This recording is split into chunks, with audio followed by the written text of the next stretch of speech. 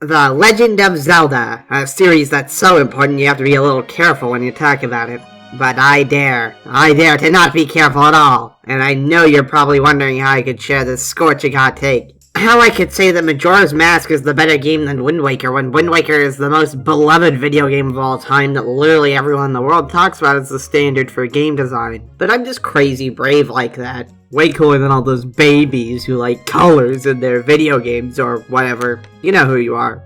Baby. I'm definitely not insulting anyone who disagrees with me in an attempt to make their arguments look worse before they can even make them or anything. So, what is a Zelda game supposed to be about anyway? Well, Zelda from its core has always been about challenges that are fair and make sense to anyone. In Zelda 1, it totally makes sense that you have to feed a starving moblin bait when he says grumble grumble. I mean, the connection is all there already, right? Like, who wouldn't think, oh, I have to feed this guy if a man walked up to you and said grumble grumble? And up until a certain point, every Zelda game had moments like this of completely fair challenge, like feeding a fish to Jabu Jabu in Ocarina of Time, or the shooting galleries, which you have to do absolutely perfectly in Majora's Mask. I'm not really sure how anyone could criticize these. They make perfect sense and are also super fun to do. I love the treasure chest minigame in A Link to the Past so fucking much. But then you get to fucking Wind Waker, the game that ruined Zelda. Every game after Wind Waker, besides Phantom Hourglass, which almost saved the series, has to have some stupid-ass challenges that don't make any sense.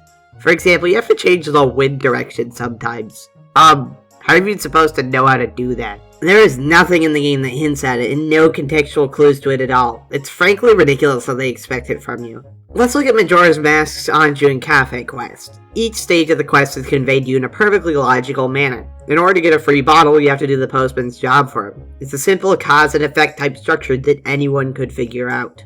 Doing someone's job for them means the client will give you a free bottle. It's basic science. In Wind Waker, they expect you to figure it out just from the King of Red Lions telling you could change the wind direction and how to do it exactly. Oh yeah, and then they expect you to play the notes the game makes you play and directly communicates to you are the notes that you change the wind direction with in order to change the wind direction. It's really unbelievable how nobody has criticized this game for this at all yet, or for anything. Everyone's little critical darling who's beyond all analysis or discussion. Can we talk about bombs? Let's talk about bombs. Boom! Bombs. Now wasn't that something? Bombs are required for progression in Wind Waker, but you need to buy them at a shop?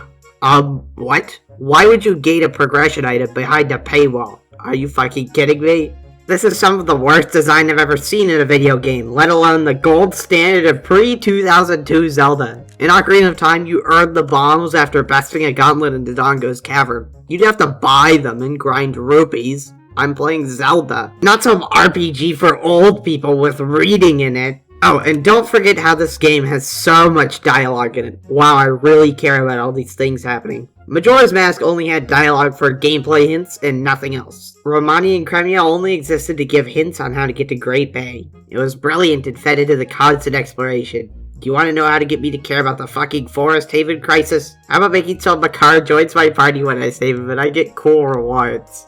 Gamers need cool rewards. There's no other way to make us care about anything in a story. Again, Majora's Mask does this flawlessly. The ability to dance like you're possessed by a dead naked man is the perfect reward to get for helping him out that feeds into all the mechanics of the rest of the game. How the fuck did Nintendo ruin this? The sea travel is so boring in this game. In Majora's Mask, there were enemies to spice up overworld traversal on opponent's back. The overworld of that game is definitely not the worst part of it and really only a formality to disguise load times. In Wind Waker, the overworld is boring as shit. First of all, you have to somehow figure out how to change wind direction, which took me 12 hours because the game gives you 0 hints and expects you to read the text. But second of all, there's just nothing to do out here. I would have added some enemies that take advantage of you being on the boat or something. At least then you can have something to focus on while you're sailing. Speaking of sailing, the enemies that take advantage of you being on the boat in this game are so fucking annoying. Who even thought of that idea? Why would you want your chill sailing game to even have enemies in it? The Great Sea could be a little more peaceful and boring, you know. Look at Majora's Mask. That overworld has absolutely no enemies. It's tranquil, calm, serene even.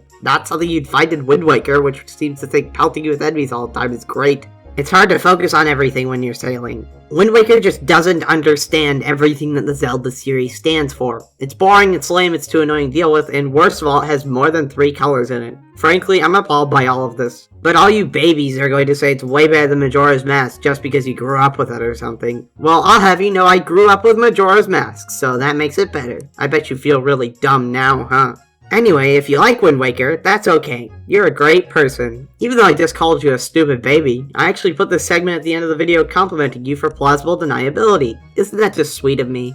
If you're a fan of Sequelitis, then you can click the subscribe button to see when new episodes come out. And if you want to see even more episodes of Sequelitis, I did one before this one on La Mulana if you haven't seen it. And if you have seen it, it wouldn't hurt to watch it again. Because clearly the act of comparing a sequel to a game to the one before it and making value statements about preferences is a great critical framework and definitely not an incredibly shallow form of analysis. If you can't get enough of me talking about Zelda, make sure to click the bottom one to see a whole video series of me playing the Zelda games. And how about that Tears of the Kingdom game? Do you think it'll be good? Probably not, it's been tainted by Wind Waker. I'm so pissed off that it's cel-shaded and has dialogue. And now I'm just going to disappear. Goodbye.